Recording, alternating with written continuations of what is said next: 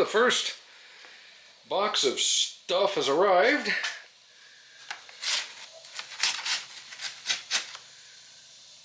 Summit always doing yeoman's work. FedEx doing what they do.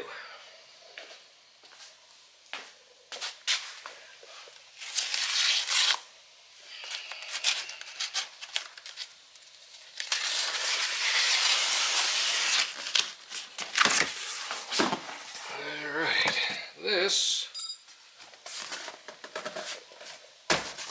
thanks FedEx. Oh yeah.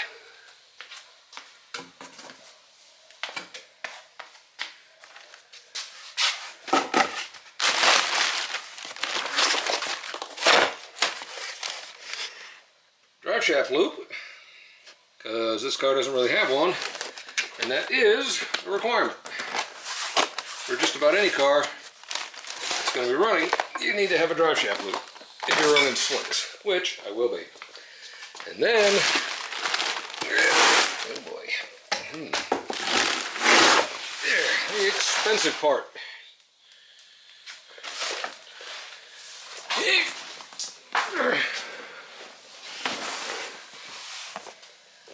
Holley Sniper EFI. I am excited. I cannot wait to get that on this car. But I am going to wait because while I was under this beastie yesterday, looking at the exhaust, it's going to need more exhaust work than I had expected. And since I am changing the transmission, and that could change some of the way the exhaust gets routed, I'm going to put the transmission in first and get that running on the carburetor, and then have the exhaust done, then go with the EFI. So this box is going to sit for a little bit. But hopefully I get the transmission ordered next week. Now today, what I want to do is I've got a bunch of dimensions of these wheel and tire combination. This is a really weird tire size. It's a 255/70/15.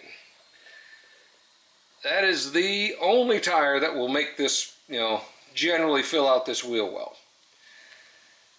It is on a 15x8.5 Centerline Convo Pro. Go ahead, try to find one of those. They don't exist anymore. They made these, when they first came out with these tires, you could get this size. This is an original Convo Pro. All four of these are originals that I bought back in the mid-90s when I was building my Firebird. I don't quite recall the back spacing on this. It is very, very close to perfect. I had to go with about a 1/4 inch spacer just to move it out just a little bit. Nothing serious.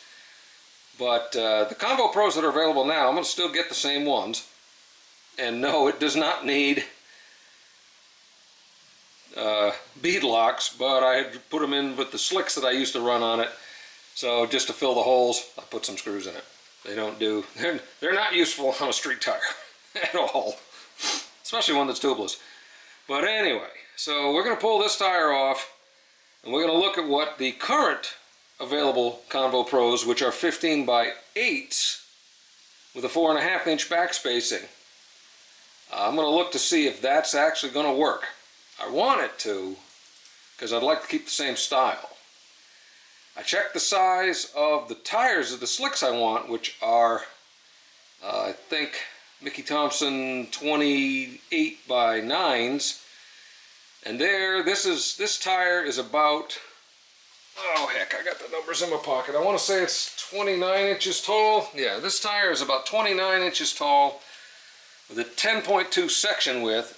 In other words, at the widest point of the tire is 10.2 inches. So for clearance in here and then inside underneath. And the 7.7 width tread, you can see it really curves in pretty aggressively back here to the tread. So conveniently, I've got a fair bit of clearance up here.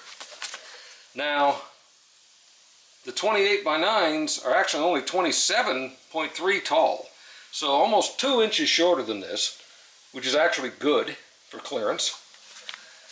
They're also 10.8 wide here, which is a 1/2 inch. That should be fine.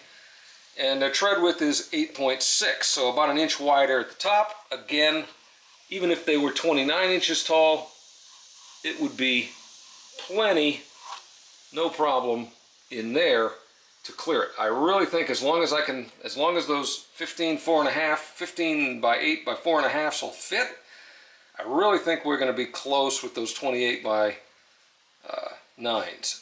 Now, if I can find maybe a 29 by 9 that's a little taller than that, I think I might even consider that. So, depending on what it looks like in there once I get it off, we'll see. Now, we'll take a quick peek underneath. You can see how tight the clearance is on the frame. Right there.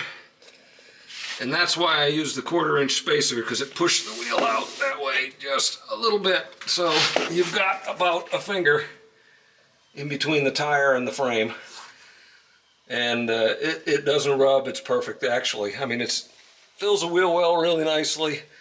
It's about as good as you could possibly ask for in this, given the weird sizes they recommended. They actually recommended a 14.6 up front. I've got a 15.7 on the front, and it works perfectly. So that's what we're going to do right now. We're going to jack this side up, pop this wheel off, and just check some dimensions on this wheel, transfer them in my mind over to what that 15 by 8 by 4.5 is going to be, and go from there. One of the issues with a car like this, the fat tires and tight fenders clearances, oof, hate this jack, I'll be getting a new one of those, is you can't get the tires out of the wheel wells without dropping the axle off of its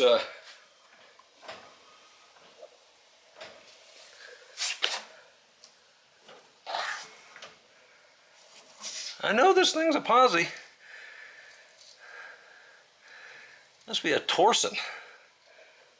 That's wild. Okay, I know it's a posi because when you step on it, it'll get you in trouble. That's how this whole side had to get repainted. But anyway, you got to drop the axle down to get the tires out. So that's what I just did. I got it on jack stands on the frame. Axle's lowered. Now we should be able to pop these babies off. And again, all of these are shank style with washers. Nothing terribly special, but because they're old school, that's how they did it. All right.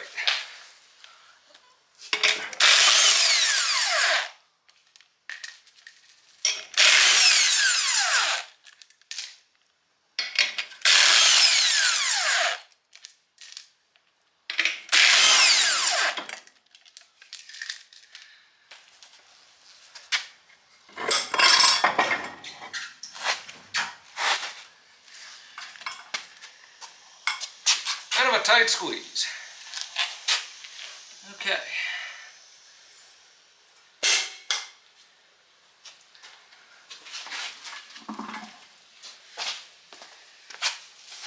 Alright, you can see it's a nice little Curry Enterprises 9-inch.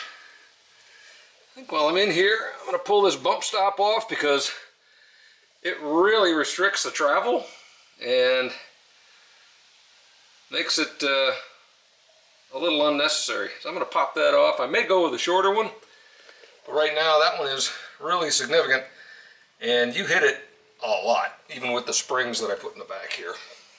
So I'm going to go get what looks to be 9/16 and pop those off. Alright, so like I said, this is an old school 15 by 8.5, and it has 4 3/4 inch back spacing. And to make this 15 8.5 work, I have put in this spacer, which ends up giving it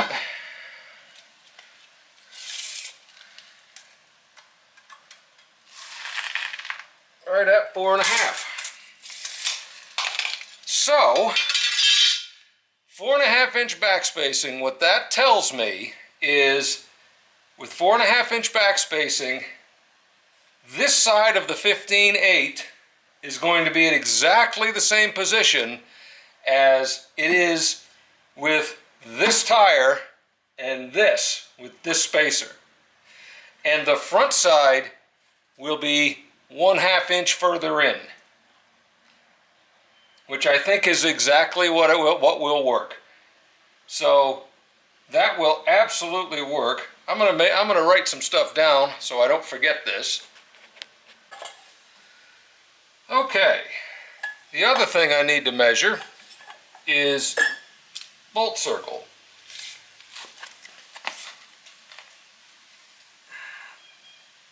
And I believe these are...